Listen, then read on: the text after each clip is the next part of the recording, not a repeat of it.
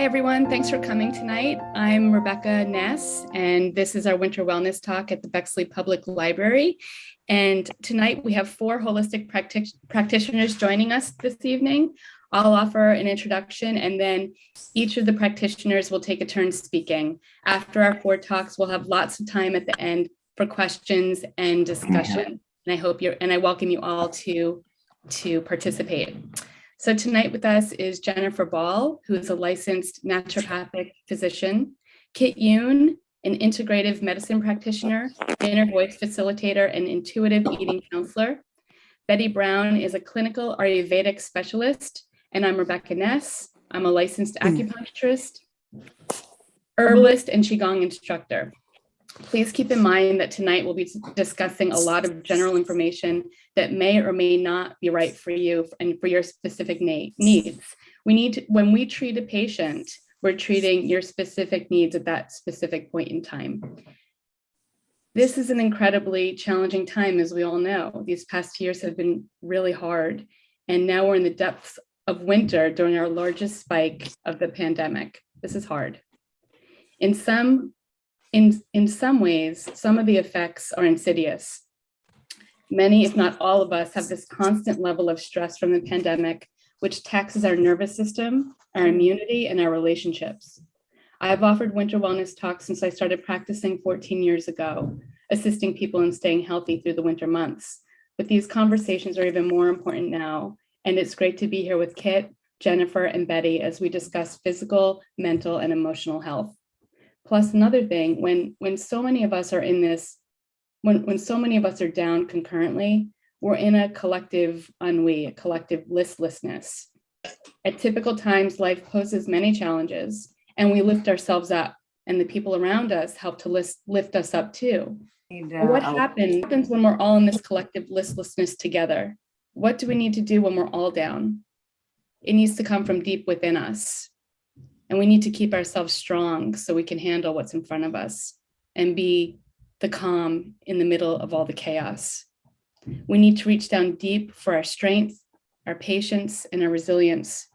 And in order to do this, we need to fortify our bodies and our minds and quiet our spirits to navigate through this arduous time and to help our loved ones ride through this arduous time. And I also wonder, is it possible for us to come out of this pandemic richer, more connected, with skills honed and priorities realigned? The four of us are here tonight to offer some ways to strengthen and fortify yourselves during the winter and these challenging times. I'm Rebecca. I offer acupuncture, herbs, Qigong, cupping, Moxa, lifestyle advice, and nutritional counseling. I earned my 4-year acupuncture and herb degree at the American College of Traditional Chinese Medicine in San Francisco. I also completed a 2-year shiatsu program at the same school and a 2-year Qigong certification program at the Yangshan Center.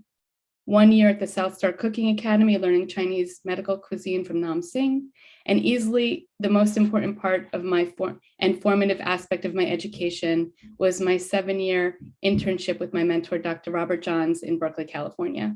I held my private practice in San Francisco from 2008 to 2017, and I practiced in Worthington, Ohio from 2018 to 2020.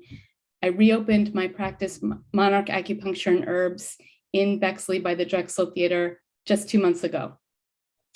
So I wanted to talk a little bit about some general aspects of Chinese medicine. At the top of that list is, and I think this applies to all aspects of our lives, the more we stay in line with nature, the healthier we will be. And tonight we're talking specifically about being healthy during the winter months. Dr. Feng Feng, who's my mentor's mentor, said, prevention requires the realization that humans are but a part of nature and not created just to perform certain functions like a machine. We're here to enrich all other living lives, all other living things in nature as they do for us. Hence, to live in harmony with nature is what the life process is all about. I'm actually going to start my PowerPoint that I have for you. Can you all see that? Thumbs up. Prevention requires the realization that humans are but a part of nature and not just created to perform certain functions like a machine. We're here to enrich all other living things of nature as they do for us. Hence, to live in harmony with nature is what the life process is all about. We're a part of nature. We are inseparable from it and greatly affected by it. As the seasons change, our needs change. Winter is a quiet, slow time, the time of utmost yin, restoration. Resting sufficiently and taking proper care in the winter aids you in keeping healthy not only in the winter, but in the spring too. When we overdo it in the winter, we're likely to catch colds and flus. You may develop various difficulties such as allergies, arthritis, constipation, or painful periods in the spring. One season leads into the next. Acupuncture treatments during the winter strengthens your immunity and helps to prevent illness in the upcoming season.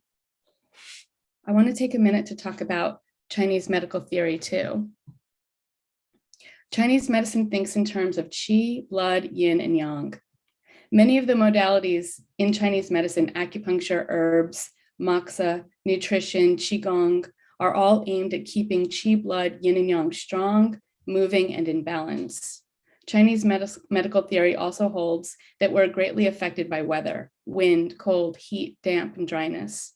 When qi and blood, yin and yang, are strong and full in the body, wind, cold, damp, etc., pathogens cannot get in. However, if qi and blood are weak, this creates a physical void, and nature does not like a void and will fill that void. Weather and pathogens can get in and contribute to cold and flus, causing asthma, arthritis, and other diseases.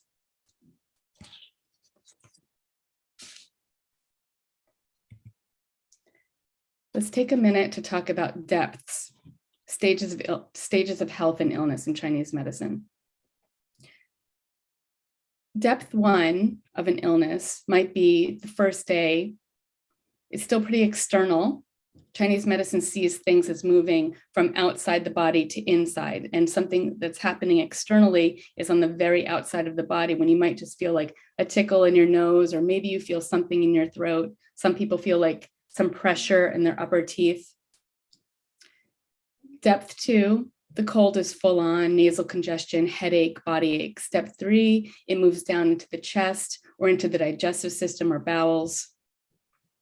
In a weak constitution, or if you have a weak constitution or the intensity of the cold is significant or both, it can go directly to depth 3. It's not always linear. And then there's the residual stage. Things have been mostly cleared out. There's still some lingering cough. Acupuncture is good for all these different stages and depths. But how quickly can you see that train coming down the track? And how quickly do you take appropriate action to keep the pathogen from moving to a deeper level in your body?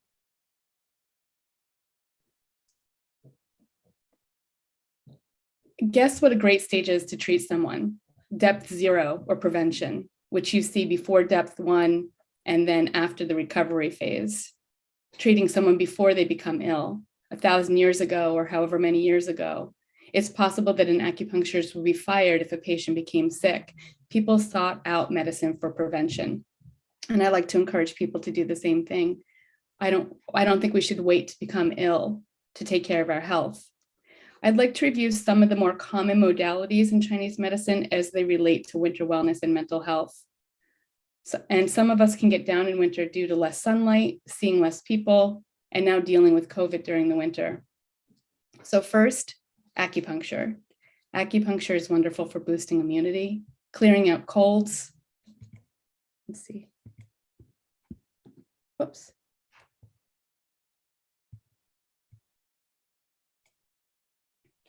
Clearing out colds, viruses, and flus. It eases stress, anxiety, and depression, and resolves insomnia. Acupuncture is part of a complete holistic healthcare system that enhances the body's innate ability to help itself, to heal itself, improving overall physiological function and promoting emotional well-being. Acupuncture is also used as preventative medicine, strengthening the immunity and supporting overall health and well-being. Applying needles to the prescribed points with the correct technique acts to stimulate the movement of qi or energy in the body, allowing healing to take place. And when a body is in balance, qi and blood flow freely through the body. We talked earlier about qi, blood, yin and yang. Acupuncture is about building and moving qi, blood, yin and yang. Acupuncture also helps to clear pathogens like viruses from the body. Some remarks I hear from patients after an acupuncture treatment: I feel like my well-being is raised. And some people are so relaxed that I have to remind them to put their shoes on before they leave. Why is this? When our organs feel good, we feel good. I think it's easy to forget about our organs because we don't see them. It's easy to forget that we have a heart or lungs or liver, gallbladder. I mean, most of us on the call probably have our gallbladder, but intestines. It's easy to forget that we have that organs are a part of us. The way we feel, our energy, our mood, our cognition is a direct reflection on our organ health. Acupuncture increases function of our organ health, so we feel better from it. And that's when our hair and nails look healthy, our skin is moist and supple. All of that comes from our organs. Even when people aren't coming in to reduce stress, when people aren't coming in for appointments to reduce stress, the stress reduction and feeling of well-being is an incredible bonus. I want to spend a minute talking about Moxa too. So Moxa, there are a variety of ways to approach an acupuncture point. You can either needle it, as we just discussed with acupuncture. You can use Moxa on it, which right here we're looking at a Moxa stick. And you can use Moxa around an acupuncture point, or you can massage a point. This is Moxa, what we're talking about now. Moxa is a form of heat therapy applied to acupuncture points in the body using burning dried mugwort. There are different forms of it, either in stick form, like a cigar, or direct, where loose Moxa fluff is rolled to the size of like a rice grain and put on an acupuncture point. The word for acupuncture is really important because it's Junjio and it translates to needle and Moxa. So in fact, half the meaning of the therapy is moxibustion. Moxa got lost in translation. When we think about Chinese medicine, when we think about acupuncture, we're thinking just needles. But Moxa is a very important part of this medicine. And Moxa is especially useful in strengthening the immune system. Most of my patients receive a Moxa treatment right now, even if they're not coming in for immunity building, because we're in the middle of a pandemic. Moxibustion is also incredible for chasing out a cold, flu, or banishing anything external. I give myself daily Moxa sessions to build my immunity. I see a lot of people when they're ill, and it helps to keep me from getting sick. Plus, I have young kids, so it helps me to keep from catching whatever they may have. I Moxa'd extra while I was in my house to reinforce the exterior. I'll get to that in a minute about COVID in my house. So next, I want to talk about nutritional counseling. In Chinese medicine, eating right and according to your constitution and according to the season is key in maintaining health. Food is one of your greatest allies in achieving optimal health. Which foods are best for you and which should you avoid? There are many herbs that are already in your kitchen, and when you know when to use them, this elevates food from food to medicine when you know when to use it.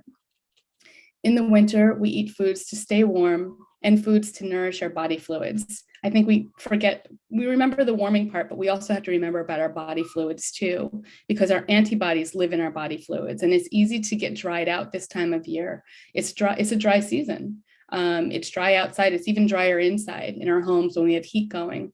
So it's important to eat foods that regenerate our body fluids. Also, the skin is an active immune organ. Your skin and your mucous membranes are the first line of defense against germs entering from the outside of your body. So you're thinking about lemon, honey, pear. Baked pear with honey is a favorite winter dessert in our house. Red bean, black bean, bone broth, unhulled, sesame seeds. Okay, someone got that. I know that our presenters will share some really wonderful recipes with us tonight. Herbal medicine. Herbs can be used for a number of illnesses, imbalances, and for prevention. Herbs can be concocted into tea, boiled and used as a steam where you're steaming your face. That's a really good way to relieve the exterior and to get rid of respiratory illness. Or as a soak. Herbs are typically roots, leaves, buds, grasses, and bark. and formulas are customized meticulously to each patient. This is my herb cabinet in my clinic. It's from the 1850s. I just love this thing. The second I had enough room in my house for an herb cabinet, it arrived that day.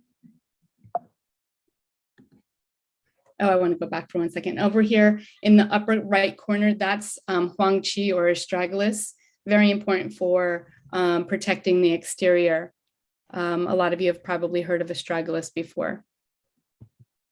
And here we have cupping. Cupping is wonderful. It's using simple glass cups suctioned against the skin to relieve bronchial congestion, common colds, asthma. It's great for tight muscles too. We know our muscles can get tight from stress or from too many Zoom meetings.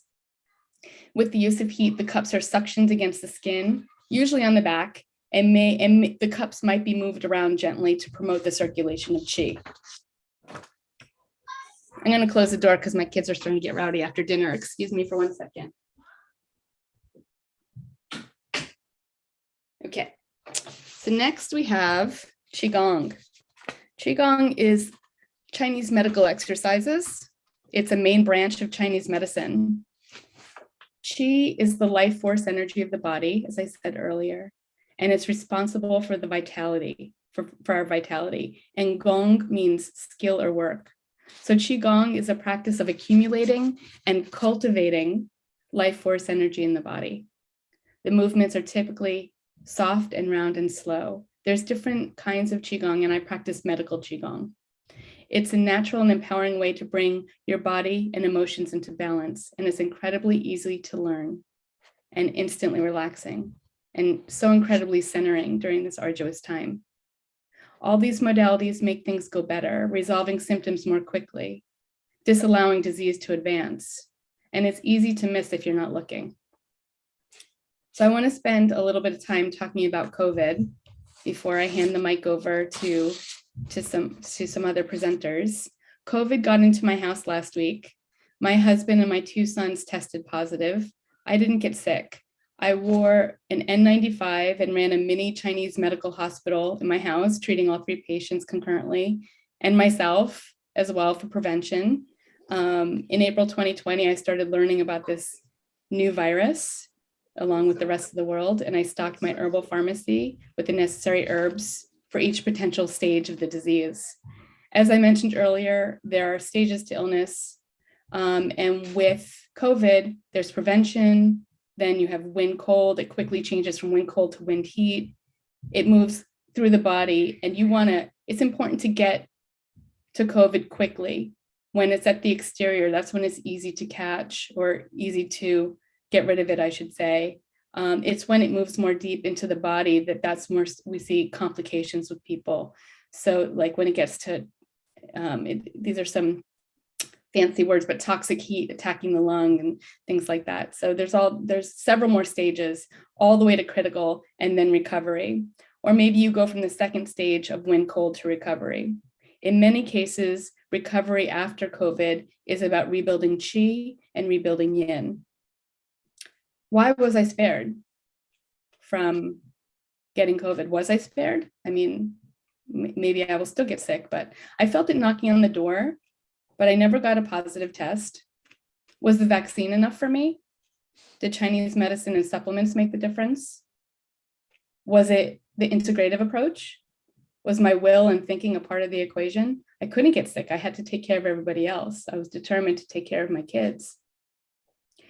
COVID presented differently for each family member. For treatment, everyone used breathing herbs, even me for prevention. Herbs are boiled and poured into a vaporizer and inhaled throughout the day. Everyone got right food, cooked, soup, hot food, nothing cold, nothing out of the fridge. Everyone drank hot tea, hot ginger, mint tea with honey all day. Luckily, they all love it. 2 of us got drinking herbs, 2 got acupuncture, 1 got Moxa. 3 out of the 4 of us took supplements like vitamin C and vitamin D. And the disease remained mild and short-lived for all 3 members. I don't know if it would have if these measures weren't taken. Omicron is becoming less severe. I don't know what would have happened if I didn't take these measures. With many illnesses, It's important to take swift action with COVID as imperative. And my concern is with our society is that we have a let's wait and see approach with illness, or it'll just go away on its own, or I'm just going to continue with business as usual, keep working and it'll go away. These are the colds that turn into like the month-long chest colds, the ones that grab hold because we didn't take appropriate action. Earlier, I spoke about the depth of disease, excuse me. The one thing that is so brilliant about the COVID virus is how deftly it moves through the levels of the body so quickly. It's crafty. It often starts out as respiratory and sometimes digestive, but then it takes a deep dive to the blood level. The new variant seems to be doing this less, and the virus is doing what viruses do, becoming more easily transmissible and less virulent. If it gets to the blood level, this is where it gets dangerous. So we want to address it swiftly and from all flanks when it's still at the exterior level of the body. To do this, I advise my patients to immediately do breathing herbs, Moxa. I teach my patients to do Moxa on their own at home. Drinking herbs and supplements with vitamin D and vitamin C being a couple of the most important ones. For diet, only hot food, nothing cold out of the fridge. It's not a time for anything raw, no salads. Cold will allow the virus to advance, and staying bundled. The fastest way to get rid of this virus when it's on the exterior is via sweat. So if you're drinking ginger mint tea with honey all day and you stay bundled, that will help you to release it from the exterior. I just gave you all a lot of information. We're going to move to our next presenter now. I'm going to stop sharing my screen. Our next presenter is Jennifer Ball. She's a licensed naturopathic physician offering healthcare for the whole family. Jennifer sees each patient as a unique individual with their own symptoms and personality rather than a collection of disease labels. She is dedicated to bringing each patient to a new level of optimal health and self-awareness. By providing inspiration, education, and natural therapies, she strives to help each patient achieve their personal health and wellness goals. Jennifer Ball. Thank you very much, Rebecca. I am going to now try to share my screen and start. Not sure how to advance this. Okay, so the basic, 6 pillars and philosophy of naturopathic medicine is to treat the individual. So in this way, whether we're talking about COVID or any infection or immune issues, we want to think about, like, are you getting sick multiple times a year? How's your diet? Your stress levels, your sleep. We're treating you as an individual. We want to support your inherent ability to heal. We want to think about, we want to find the root cause. We want to understand what is, what's the source here. We want to find obstacles. We want to find your weaknesses, and we want to support them. We always want to treat you as naturally and gently as possible. And we use therapeutic order, trying to use the least intervention and doing no harm, of course. We also want to teach our patients how to create wellness, how to listen to our bodies and listen to our symptoms, and of course, prevent illness wherever we can. So kind of, just the basics, like things we should think about, but sometimes we don't, are hydration. Are we drinking enough water? A good goal, especially as we're getting run down, is to try to drink, half your body weight in ounces. So if you're a 150-pound person, 75 ounces of clean filtered water, herbal teas, broths. We're going to try to clean up our diet as much as possible, decrease sugar and excess sugars. We want to, think about really nutrient dense, easily digestible foods, colorful foods. We want to think about like specific nutrients, and I'm going to get into the details of all of these things as we go through the following slides. 1 teaspoon of sugar, for example, can depress our immune system and our neutrophils for hours. So that is a really important piece, is to try to really avoid excess sugars. healthy digestion, basically, again, kind of back to avoiding those and avoiding inflammatory foods, easily digestible foods, supporting pre and probiotic foods. Sleep is basically, sleep and rest is like an immune reset. It's probably one of the most powerful things we can do is rest when we need to. Back to the gut, a good 70 to 80% of our immune system is actually seated within our gut. So that's where a lot of that benefit of keeping that biome and the bacteria healthy. Stress reduction, obviously, is very, very important. And I have a really interesting slide. This particular, this is really good, especially for visual people, but this is showing basically our secretory IgA levels based off of immune responses. So IgA is, it's an immunoglobulin that gives us an idea of, not an idea, but it's basically an immune marker of the mucous membranes. So this is showing here whether we're angry or if we're happy, we will get an initial spike in those IgA levels. But over time, we see that with anger, stress, that IgA is greatly depleted and we go way below baseline for up to 6 hours. So we can see the effect of chronic stressors on our immune system. The top line is more care, stress release, happiness, love, laughter. And we can see that, again, we're getting a spike. We kind of come down a bit, but then we stay above baseline. So it's those chronic stressors and the attention to stress release and happiness that can really make huge differences in our immune system and our mucosal barrier. Food is medicine, of course. We want, again, back to those colorful, nutrient-dense foods. Here's some examples of particular foods that are going to be higher or more rich in these particular nutrients.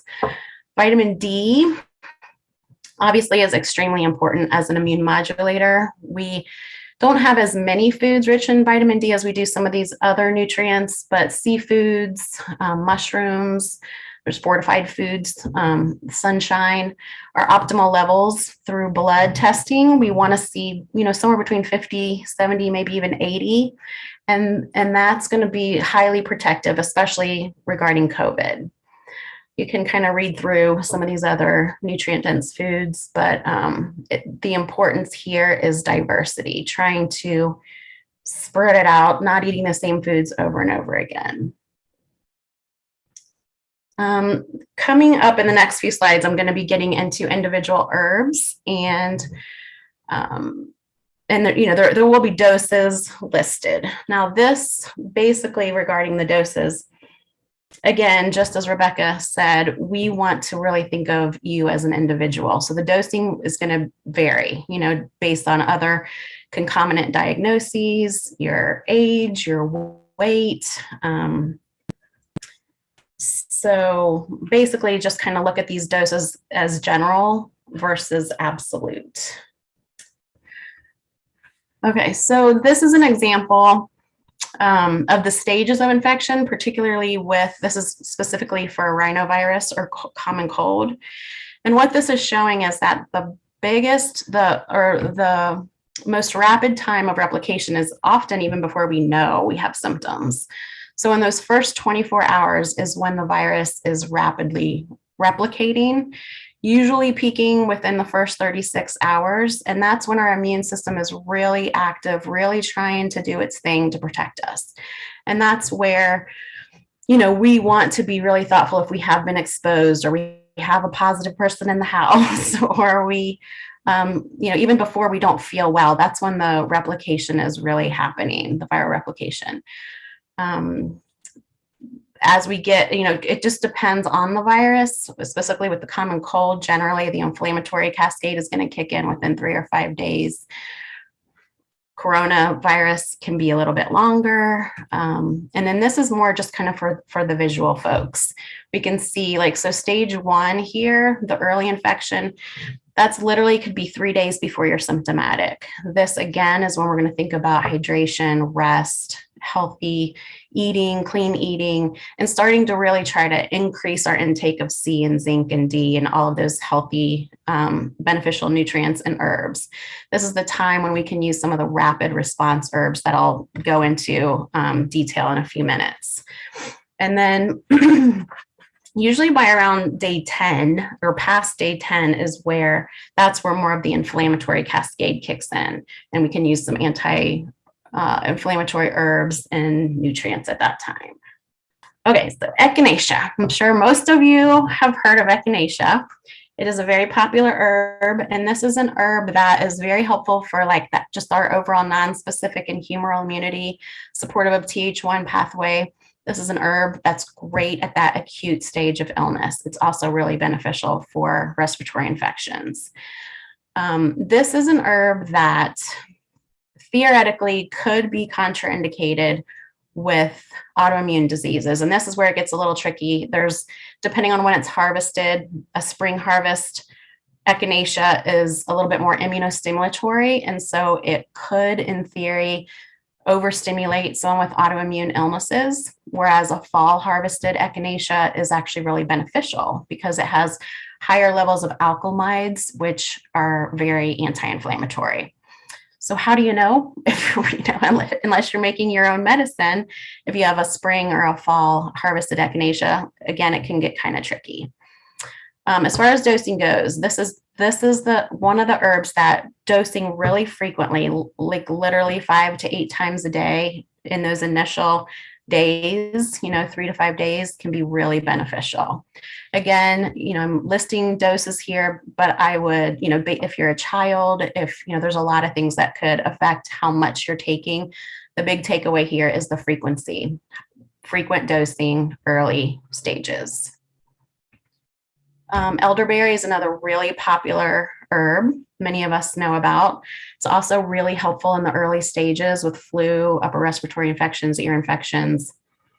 It is an antiviral, and it does have anti-inflammatory, antioxidant, and it is an immunotonic. This is really good for those kids who are frequently ill all winter long. One cold after another, one ear infection after another, allergies, it's great for that child. This is also an herb that can be used long-term to just kind of build the immunity and build their kind of vitality and strength and keep them stronger. Acutely, again, you can dose a little higher. It's super fun to make, little gummies. I'm going to provide a recipe at the end. And it's tasty. You can get kids to take it. It's something you can find at CVS as sambucol, or if you want to make it, it's a really readily available and easy to use herb. Andrographis is a really spectacular herb in general as an antiviral. Literally can block the viral entry into the cell. It's antibacterial, it's anti-inflammatory, it supports our natural killer cells. This is a good one for when you're like, oh, am I getting sick? And you're not really doing anything about it. And it's, you're maybe a couple days in, it does work pretty quickly. It is terribly bitter. It is not very enjoyable necessarily as a tincture or tea. But if you're combining it with other warming spices like cinnamon, ginger, turmeric, it's pretty doable, or in capsule form. Astragalus, which again, Rebecca kind of touched on, it is a lovely, lovely root to use when you're trying to build and nourish a person. It's really helpful to increase vitality. It's an adaptogen. It's really good for those people who are just really run down and depleted. It's good in those preventative stages. It can be used in an acute illness, but it's really helpful to build and strengthen and prevent and prevention. This is also an herb that's great, as Rebecca mentioned, to add to broths. And, if it's decocted into broth, it's pretty amazing. Garlic is my absolute probably favorite thing on the planet. I love garlic. It's really it's a great broad spectrum antimicrobial. It's antifungal. It's great for those gram-negative bacteria, antiviral, especially herpes and CMV. It's really good when you're really mucousy, whether that's in the respiratory tract or in the intestines. It's also a really great cardiovascular tonic. Can have some effect on blood pressure, definitely helpful for lipid regulation. This is something that obviously can be taken, obviously eating it, and it does need to be cut up, grated, some form of maceration to allow that active constituent, allicin, to do its thing. It can also be taken as a capsule. Oregano, another great, just kind of broad spectrum antioxidant, antibacterial, anti-inflammatory, antiviral. I love to use this herb with digestive complaints. I love to use it for respiratory issues and then topically for skin issues.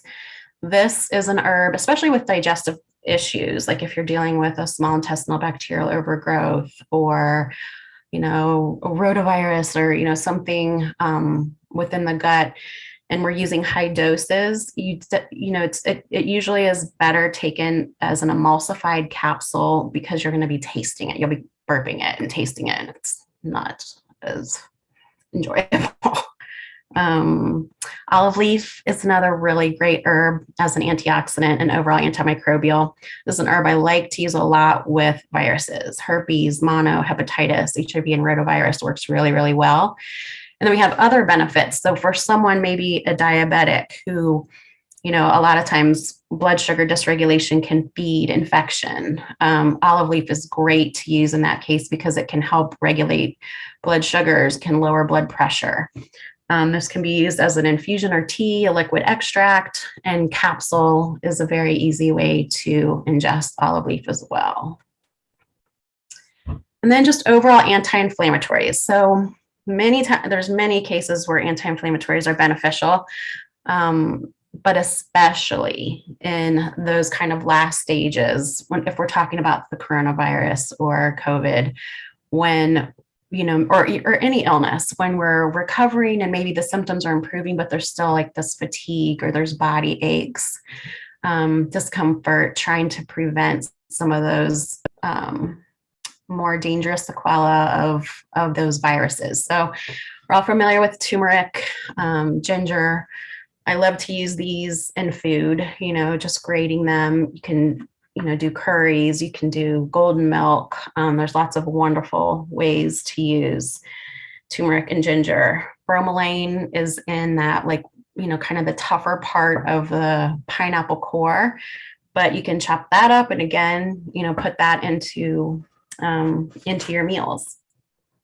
Then, of course, omega-3s. We all are familiar with fish oils, and we can get those omega-3s from flax and nuts and seeds. A way that I'm really excited about using omega-3s now is through algae versions, because that's basically what the fish are eating to get the EPA and DHA. And it's also more sustainable. It's great for vegan and vegetarian patients. And, we don't have to worry so much about overfishing. It's more sustainable, can avoid some of that bioaccumulation that happens within fish oil with some of those toxic products.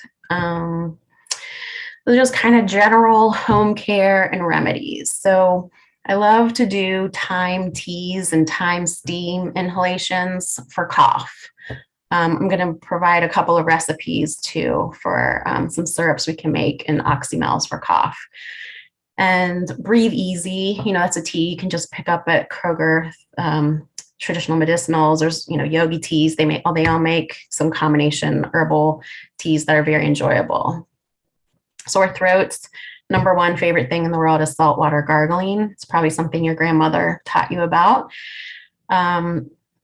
For a saltwater gargle, you do want that to be pretty salty, but that's going to kind of vary person to person. So anywhere between 1/8 and 1/4 teaspoon of salt to 4 ounces of warm water. You can add some sage, you could add garlic, you could add ginger, turmeric, any of those, anti-inflammatory, antimicrobial herbs. And then I also really personally enjoy throat coat tea. Now, when you're using throat or using herbal teas in general, medicinally, you want to generally use probably 2 bags per cup to get that medicinal quality. Now, of course, with body aches, Epsom salt baths are wonderful. And again, you can add, essential oils of your choice to that. And then I don't know how helpful this is, just throwing up some recipes here, but I'm going to also provide these recipes on my website in case you want to look at some additional or make these later. But this is my absolute favorite. It's just a base of all these wonderful antimicrobials: onion, garlic, ginger, turmeric, and then whatever vegetables you have at home. Just basically, it's one of those everything in the kitchen sink. I try to keep a lot of frozen veggies around so that, if you're not feeling well and you just need to throw something in a pot, there you go. Using homemade broths, using boxed broths, whatever you need to do. Making as many colorful vegetables in there as you possibly can so we can get that broad diversity of nutrients. And then you can always add in like some dried mushrooms, some of that astragalus root. Fire cider is another thing that I love. You can ask my family. I'm always putting it down their throats, but it's very strong. It's not for the faint of heart. It can be very spicy. It's basically something you can just take like shots of, an ounce or 2 as maintenance, or if you are ill, it's wonderful. It's amazing. The first sign of cold or flu. And again, this recipe will be provided later. There's a long recipe, so I don't know, but this is wonderful to break up colds, coughs, sore throats. And then there's just a few, there's plenty of wonderful herbal companies out there, but these are a few companies: Gaia, Herb Farm, and Wise Woman, that I trust. They're organic farms. They're well-resourced herbs, and I do trust all 3 of these companies. And that is my talk. Thank you so much, Jennifer. Thank you, Rebecca. So next we have Betty Brown. Betty is a clinical Ayurvedic specialist. She received her training from the California College of Ayurveda and is the owner of Be Well Ayurveda Health Coach. She has trained and received certificates in meditation training, Reiki Level 2, and heart-centered hypnotherapy. Betty is also an experienced RN of 18 years with a BS in nursing from the University of Minnesota. With Betty's understanding of allopathic medicine and Ayurveda, along with her passion for cooking, she supports clients with integrated wellness coaching. Betty is a member of NAMA,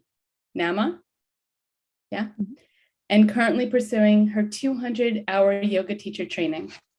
Betty Brown. Thanks for the introduction, Rebecca. It's great to see everybody here.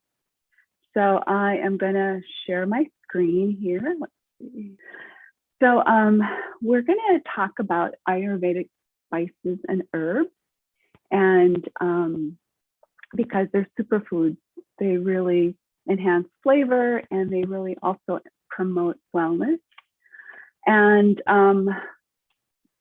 before we jump in and talk about herbs, I want to share with you about Ayurveda. So many people have not heard of Ayurveda. I know when I first encountered it, I had no clue what it was. And just like Chinese medicine, there's a commonality, I think, in all of the wellness practices that we're offering. It's a connection to nature. And I think about Ayurveda, it's kind of like a tree. And there are many branches that make up the practice of Ayurveda, such as yoga, meditation, the right diet, exercise, marma therapy, which is similar to like acupressure, Abhyanga, self-massage, kirtan, sacred singing, and mantra. So some of you may have been practicing Ayurveda and not have known it. I know when I first encountered Ayurveda, I was practicing yoga, and I had no idea that it was part of Ayurveda. So, so Ayurveda is a holistic health system, really focused on prevention, and it's about 5,000 years old, and it originated in India. And the word Ayurveda in Sanskrit, the language of that used for Ayurveda, it means a knowledge of life. And Ayurveda really emphasizes prevention and restoring balance to our physical body, our mind, and our heart. It's very holistic, and it really looks at the whole person, and based on a person's constitution or dosha. And we're going to talk about that. There's going to be some new words that you may not be familiar with, and I'll try to explain that a little bit. And there's really a connection to nature and being in balance. Also, Ayurveda addresses the root cause of an imbalance, and not just treating or addressing the symptoms, but really trying to get at the root cause of an imbalance. And when the goal of Ayurveda is to be in balance so that you can have vitality, feel rejuvenated and longevity, and live your daily life with ease in good health. So that's just a brief synopsis. And Ayurveda, recognizes that we are all unique, and that we're unique individuals, that we have a unique mind-body type.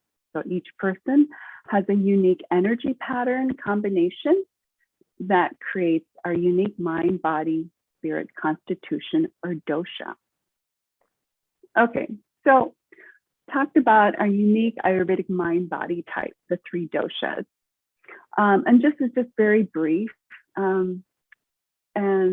So we are made of the energies of the 5 elements of nature, just like in Chinese medicine and naturopathy, that, the commonality is that we are part of nature, and that we have the energies of nature. And Ayurveda is based on the principles that the universe is made up of the 5 elements of air, ether, fire, and water, and earth, and the energy of that. And within us, since we are part of nature, we also have that energy.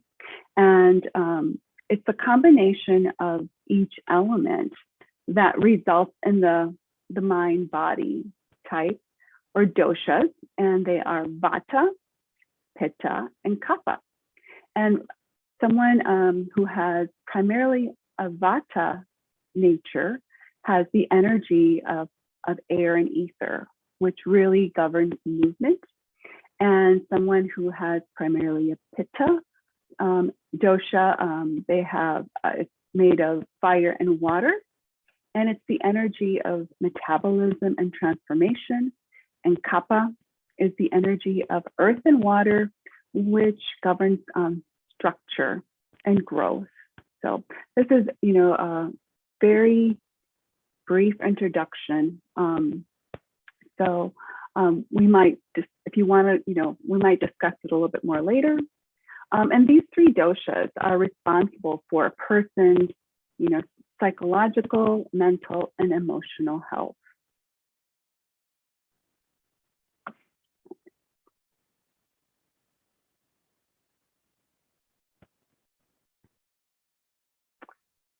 So, our health and wellness is not static. Our health and wellness, it's influenced by our environment, our interaction with nature, the seasons influence us, our interaction with other people, and also affected by the things that we take in with our senses, the things that we see, we taste, we hear, we feel, we touch, the foods we eat, and our daily habits, all of our lifestyle practices. So I really call understanding the doshas as dancing with the doshas, because you spend a lifetime finding balance. So the aim is to create balance through lifestyle practice, lifestyle habits, foods, and choosing supportive sensory experiences, and trying to live in harmony with nature and others, and yourself too. All right.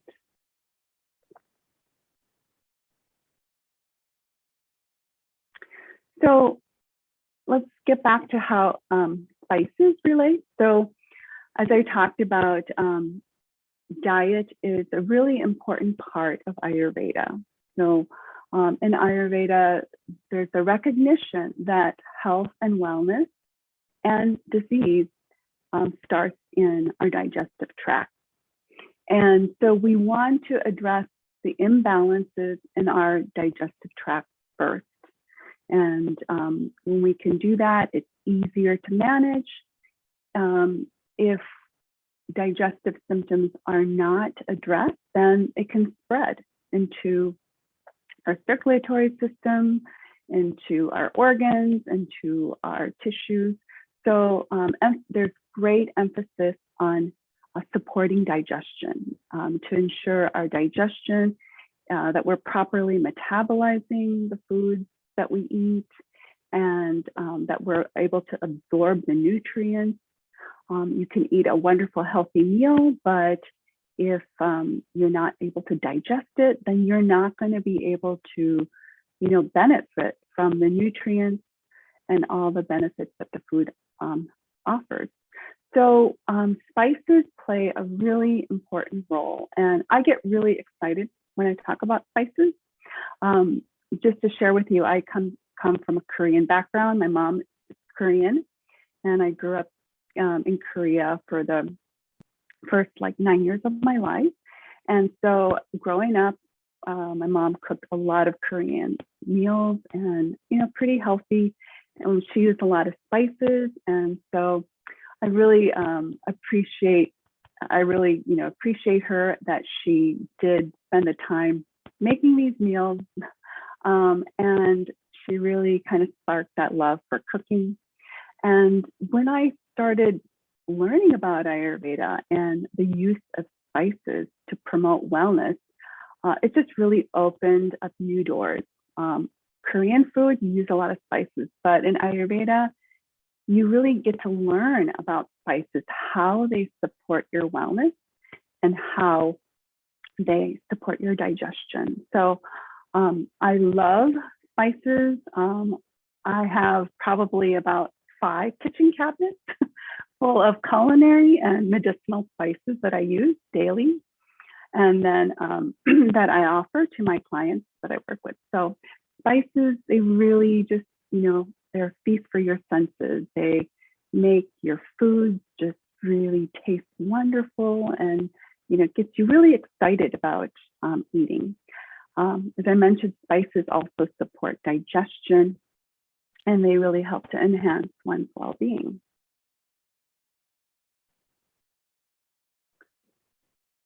So we're going to talk about how spices support digestion. So about 60 to 70 million people in the US suffer from digestive symptoms. And I have to say, I was one of them. So before I started practicing or studying Ayurveda in 2015, I had about 10 years where I progressively developed digestive symptoms that really led me to eliminating all these foods And pretty soon I kind of felt like, gosh, what am I going to eat now? And I remember seeing Dr. Linda Chun at the Integrative Clinic, OSU Integrative Clinic, and she really kind of was the first one that just really made me realize I want to pursue nutrition. I want to pursue about digestion, and that's when I learned about Ayurveda.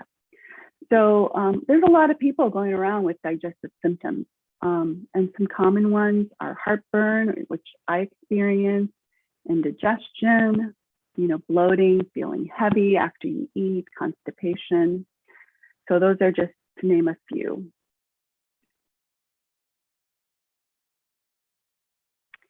So as I mentioned, spices really support digestion, and Ayurveda recognizes that most imbalances in the body arise from poor digestion in the gut, and spices and culinary herbs that you have in your kitchen cabinet, they can help you support balance by balancing the properties of food to support digestion.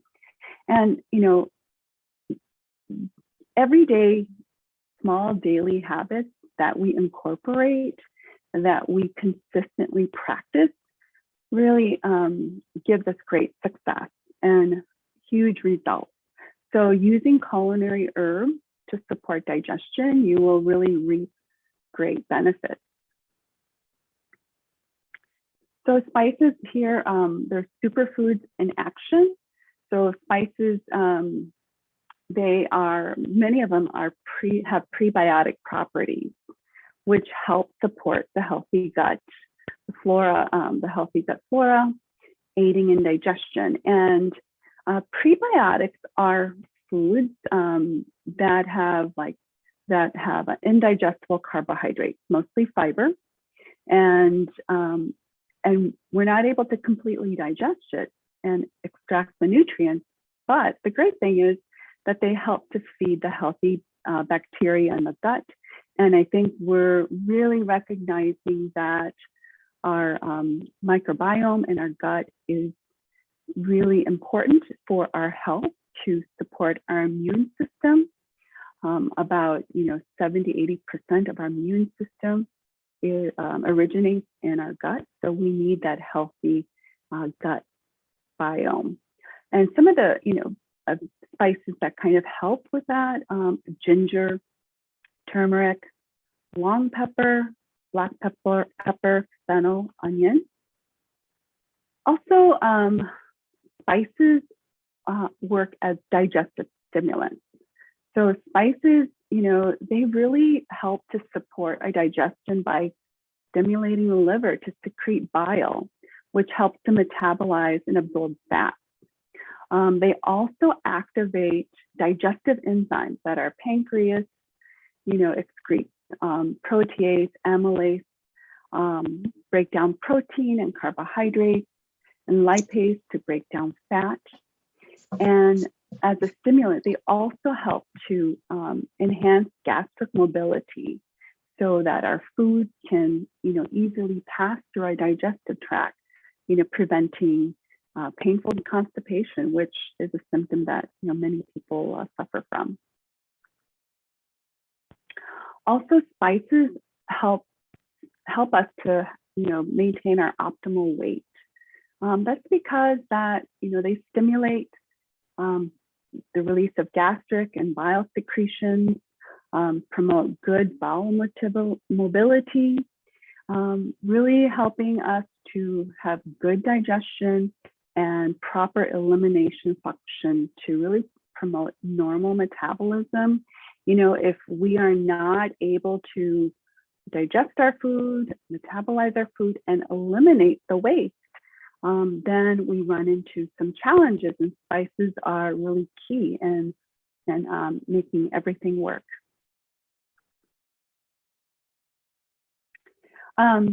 Before we go on, I also want to mention, spices too have wonderful antioxidative properties, which really help our cells to regenerate, to prevent to destruction of our cells. And they also have, most of them have antimicrobial properties too, supporting our immune system and preventing, bacteria and virus to really kind of taking over. So a couple main categories of digestive spices I'm going to go over. So the first one are carminative spices. So carminative spices help to balance vata dosha. So we saw earlier, person who vata dosha is made of the air and ether, and it has the qualities of being cold and dry and light and rough. And so a person with vata dosha can have challenges with excessive gas. And so carminative spices are really helpful in, expelling the gas in our digestive system. Also, carminative spices tend to be aromatic. They very fragrant, and they really taste good. So it's great to use in our food to enhance the flavor of our healthy meals. And they can be cooling or warming. Okay, and we'll look at the differences. And they help to maintain digestive balance in the gut. They help with increasing gastric emptying, supporting the peristalsis. They also really help to soothe and settle the gut wall of the digestive tract. And as I mentioned before, they help to remove gas from the digestive tract. So here are some carminatives that have a heating energy, okay, that are warming. And I bet you recognize a lot of them. They're probably in your kitchen cabinet. I hope so. So basil, nutmeg, oregano, bay leaves, rosemary, thyme, cardamom, cinnamon, cloves, garlic, ginger, turmeric, all of these. And this is not an all-inclusive list. There are other herbs, culinary herbs, but just a few. And I think pretty common that many people have in their kitchen that they can use right away. And I hope they're using. And then here are some examples of some carminatives that have a cooling energy, okay? So chamomile, cumin, peppermint. So when you eat these herbs or add these to your food, you don't feel the heat, okay? And you don't feel hot, or they're not spicy, they're not energizing. But they tend to kind of bring the heat in your system down. So chrysanthemum, coriander, dill, fennel, spearmint, cardamom, fresh ginger, and fresh turmeric. So ginger, a dry ginger has really a heating energy, and dried turmeric has a heating energy. So if you're looking for cooling carminative, then you want to make sure you use fresh ginger and fresh turmeric.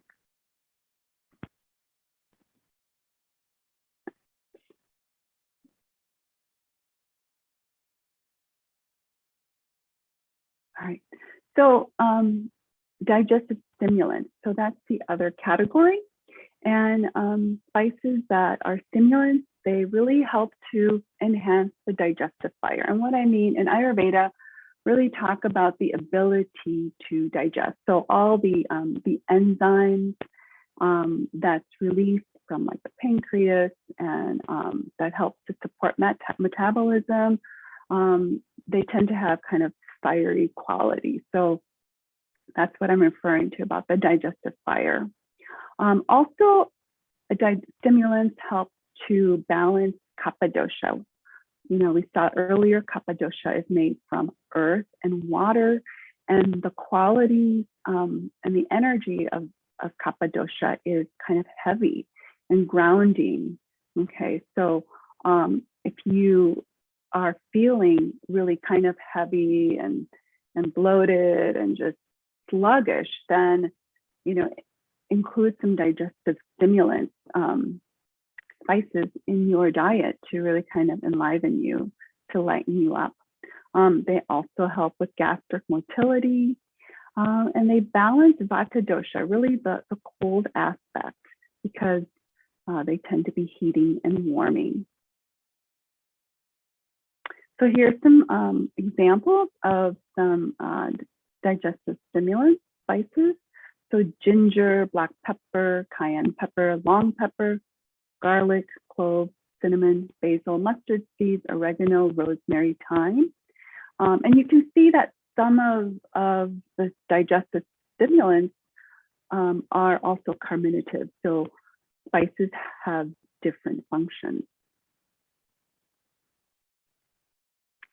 So spices really help to support winter wellness. So, winter being cold and snowy and wet, really share the similar qualities of vata and kapha dosha. So we saw that vata is air and ether, kapha is earth and water, and they have the qualities of being, dry, cold, and can be heavy sometimes. And so those are some of the qualities of winter. And so we want to use spices to help balance that. Okay. And what I mean by balance is that we bring in opposite qualities. So in Ayurveda, opposite qualities help to bring wellness and to heal. So we want to balance vata and kapha dosha to, balance, counteract the cold and dry and light qualities. Also in the winter, because of the cold, our digestion can be slow and variable. So spices help with that. They help to really, have our a fire at the optimum level, so we can metabolize the food properly and really have, utilize the nutrients that are in the foods that we eat. And the important thing is that when we have healthy digestion, we have a healthy immune system to keep us from getting sick. And as Rebecca and Jennifer mentioned, we're in the winter, you tend to catch more colds or viruses, but on top of that, we are, facing COVID and the challenges with that. So supporting our immune system is really essential. And by doing that with spices that help us to digest is really essential. Betty, thank you so much. I really appreciate it. Yeah, we need to give some time for Kit too. Yeah, thank you. Some questions at the end. But it was so good to hear all that information from you. Thank you so much. Great. Yeah, you're welcome. So our next presenter will be Kit Yoon. She's an integrative medicine practitioner, inner voice facilitator, and intuitive eating counselor. Kit's been helping people tap into their own healing potential for over 20 years. She believes that we can feel and be our best when we give ourselves permission to living and eating with ease. Kit. Thank you. Thank you, everybody. Thanks for being here. Thanks, Betty and Jen and Rebecca. I am approaching my bedtime. So what we're going to do right now is I need to move a little bit since we've been sitting for about an hour. So if you want to join me, I can't see most of you, but I'm going to pretend like I can. You can stand up, you can keep sitting, you can lie down, but I'm going to do this Qigong breathing exercise that we call spinal cord breathing. If you've worked with me before, you might know what I'm going to do. So I'm actually going to stand because I need to move my chi. So you guys can stand up or you can sit down. But basically what we're going to do is we're going to breathe in as we expand our chest. And we're going to breathe out as we contract the chest and expand the back. So if you want to do that with me, I'm going to lead you just a few breaths so I can wake up and talk to you. Okay, so we're going to breathe in as we expand the chest, and breathe out, contract and expand the back. Oh, that feels good. Breathe in, expand the chest, and do it as slowly or as quickly as you want. If you want more energy, you can do it quickly. If you want to relax, you can do it slowly. But this is really opening up all your spinal fluids. The chi all over your body needs to move. One more time. And oh, it feels good. Okay, well, you can shake, shake, shake too. All right, well, thank you for that. Felt a little selfish, but I hope that was good for everybody. So you got so much amazing information from these amazing, lovely healers. And a lot of them have to do with how we can take care of our body, what we can eat, how we can stay warm by what we eat and how we move and what we do. And that's all really good. And I want you to really take note and do them, because if you just listen and don't do anything, then nothing happens, right? And I'm one of the guilty people, so you're not the only one. What I want to talk to you about today is the importance of this Chinese medicine concept that is well known, but not well practiced. And it's called the 3 treasures in Chinese medicine. They are in Chinese called the Jing, the Qi, and the Shen. And I like to translate them simply to our essence, which I think of is our intuition, our Qi, which is everything, but in this form, it's really about the body. And then the Shen is our emotions, it's the state of our mind, it is our consciousness. Okay, so we were all given these 3 gifts, just freely, individually. We all have these 3 gifts: the mind, the body, and our intuition.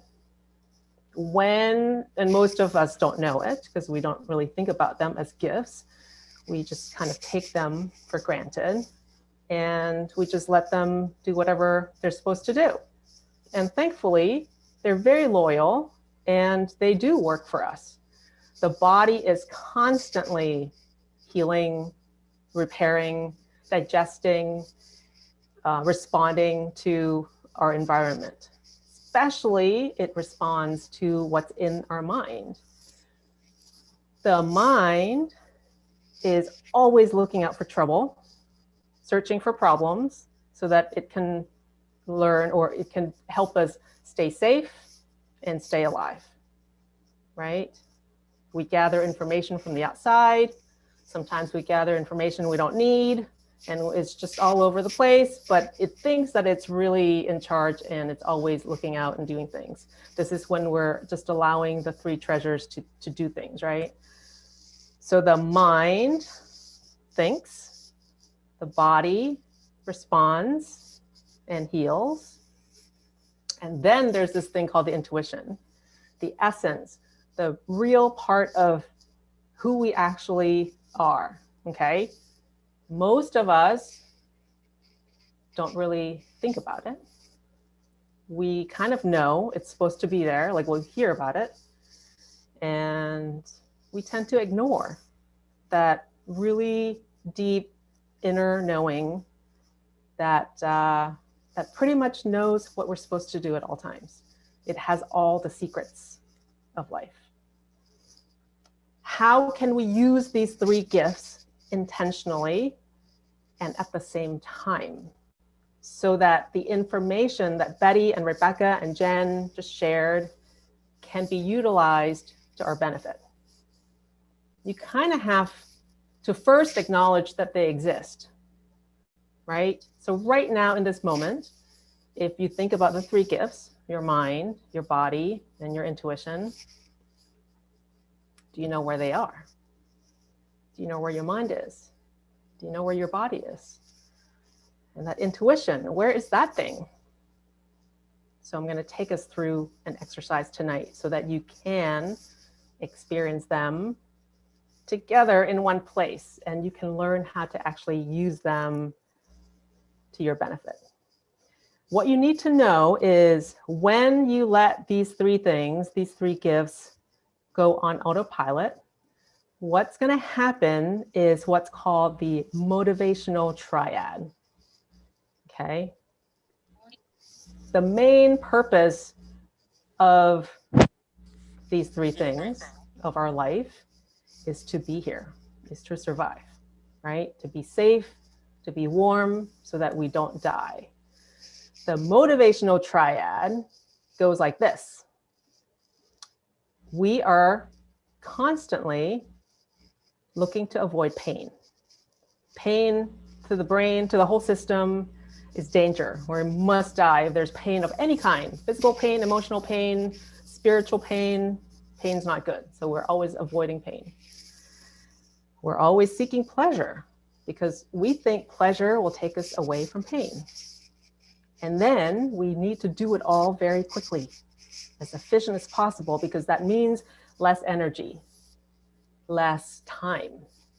So how can we stay alive to avoid pain, seek pleasure, and do it all really quickly? That's the automatic part of three gifts, is let's do all of that so that Jen, Betty, Rebecca stay alive. Kit, all of you, right? You each have this unique system that's always operating. If it's all going well, if you're feeling healthy and that sense of well-being, then your three treasures are working really well. There's nothing to do. You're great. Keep it going. And some of you may be more intentional and more aware of your gifts. But when something is off, when you're feeling ill physically, when you're at unease, when you are emotionally drained, then we can pick up where some of these treasures are not being paid attention to, right? So where can we do that? You have to ask yourself, what is missing? Is it your mind? Is it your body? Is it that tapping into your intuition? So what I tell my clients is there are two things that you can do that will improve everything in your life. Hold on. So important. I need to take a sip of water. Two things, two intentional things you can do to improve anything within seconds.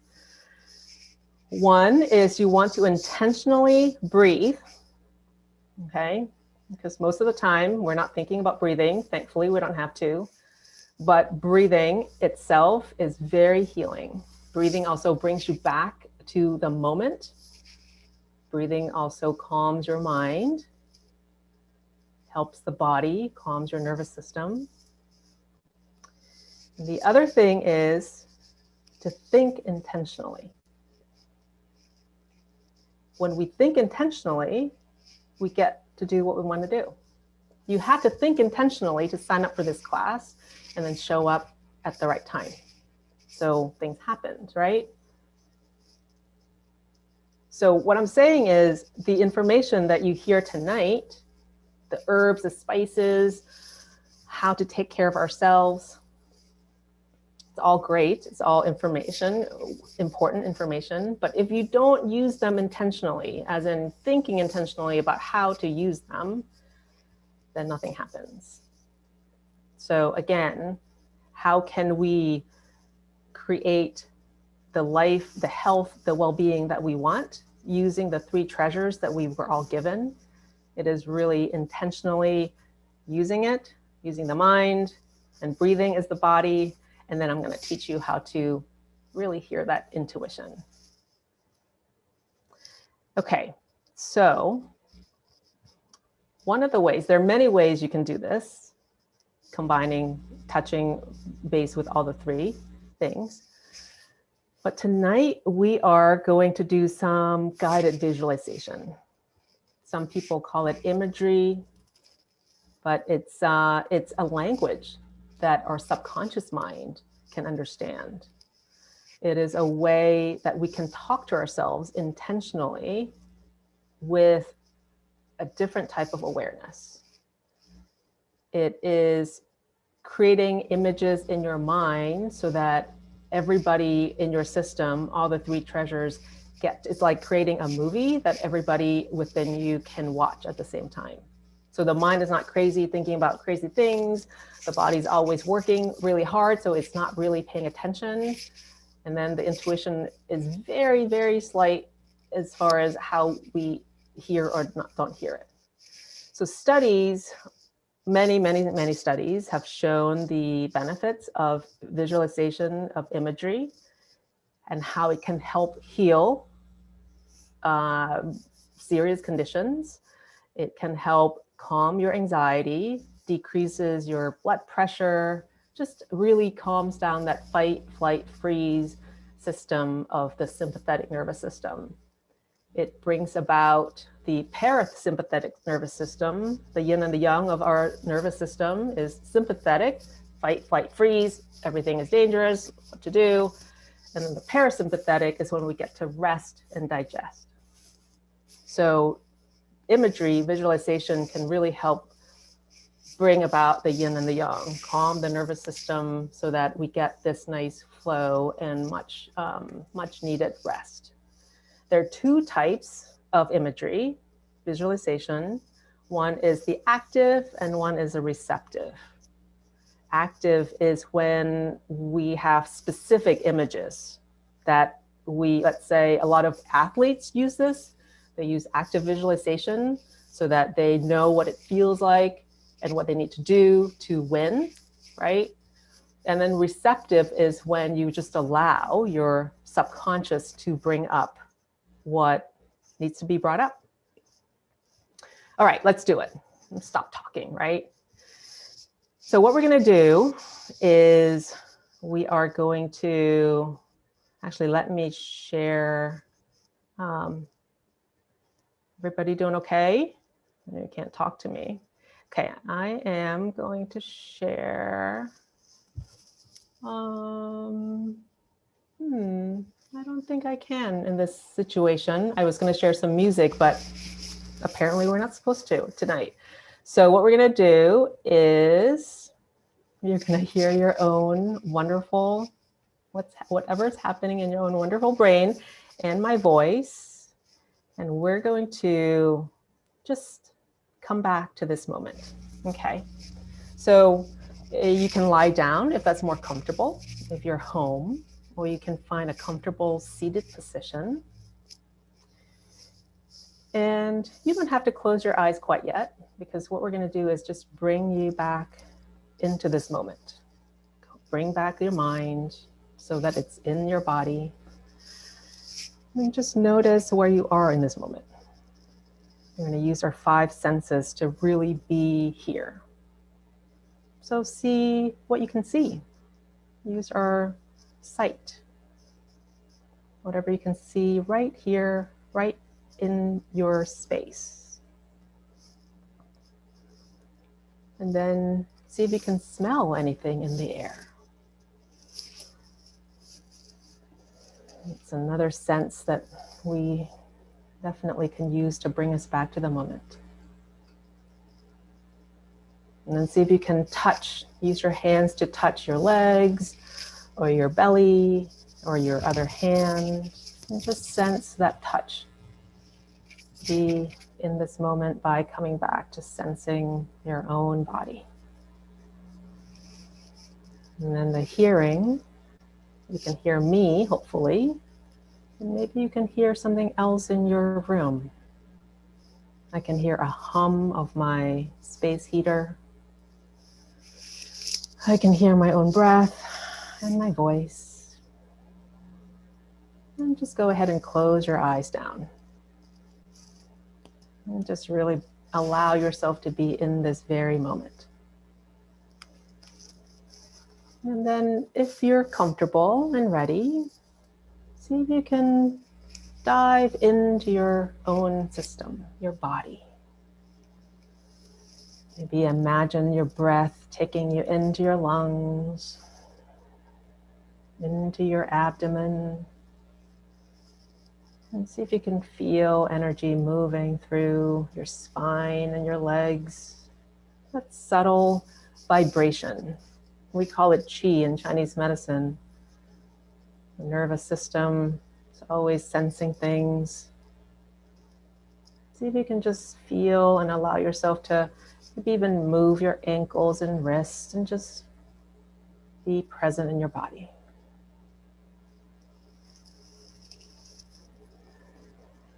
And then, this is the fun part, ask your body for the part of it where your intuition lives. The intuition feels like a solid, grounding, nurturing place. It's a feeling. And you may feel this when you say, oh yeah, my gut says so. Or, oh, I feel it in my heart. Or that knowing place. Ask your body where your intuition lives.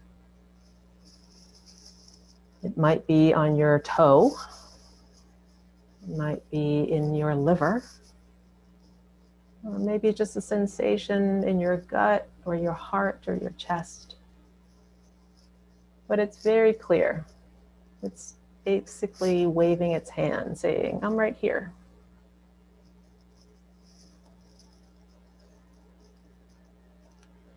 So allow yourself to sense and listen and hear. And we're just going to ask it some questions.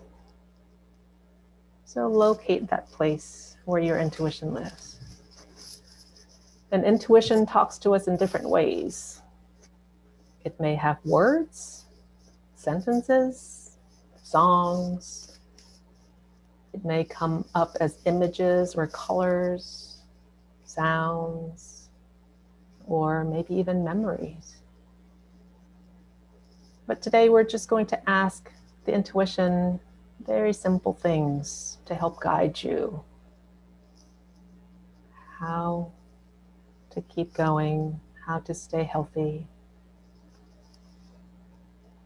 So 2 things you're going to do is focus your attention into that place of your body. And we're going to do that intentional breathing. We're going to exhale more intentionally than inhale. We're going to blow out through your mouth.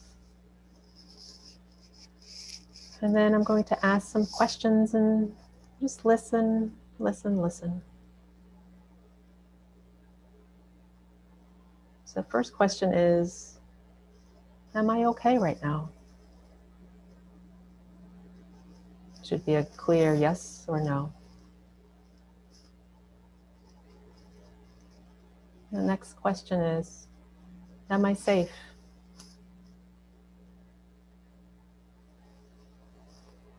Am I loved? Am I healthy right now?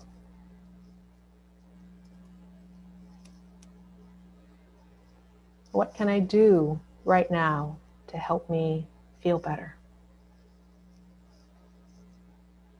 What can I do to help take care of me and my health?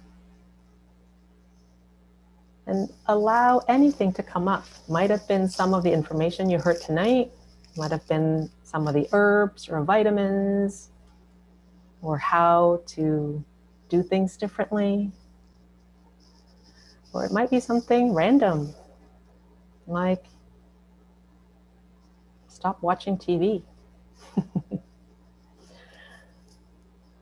What can I do right now? What can I do today? What can I do tonight?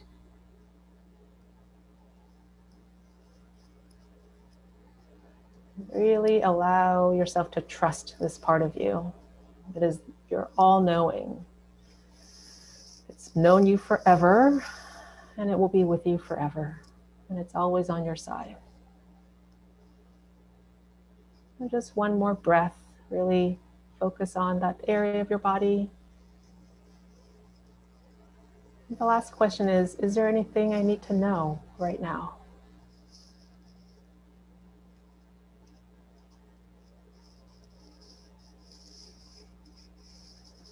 And take a nice breath and thank it.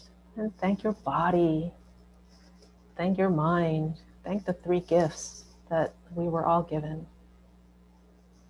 And give yourself a promise that you can start taking care of the treasures in a much more intentional way, so that you get to live the life and the health that you truly want. And have you take one last nice deep breath. And when you're ready, you can blink your eyes open. Just come back to your own space. And you might want to write down some things that might have come up. If it didn't happen for you tonight, there's nothing wrong with you. You just haven't done this before. It's a practice that needs practicing. It can be a daily practice. It doesn't take much time, but it definitely takes awareness and intention and a little bit of time. And that's all I have for you tonight. Thank you so much for having us. I will turn it back to Rebecca. And I do one more thing before I go. If you like what we just did, I am holding my first healing circle, mind body medicine healing circle, next month. And you can reach out to me. I'm going to put it on my website soon, but you can sign up and be part of the healing circle. I would love for you to join. Okay, that's it. Okay, thank you so much. That was a wonderful way to wrap up tonight's talk after all the information, and now how do we use that information? So I appreciate that. That was really grounding and lovely. Thank you. If anybody has any questions, now's a great time to put them in the chat or just unmute yourself and go right ahead and ask. If there are no questions, we will wrap up tonight's talk. Thank you, everybody, for coming. We truly enjoyed being here with you tonight, and have a good winter and be healthy.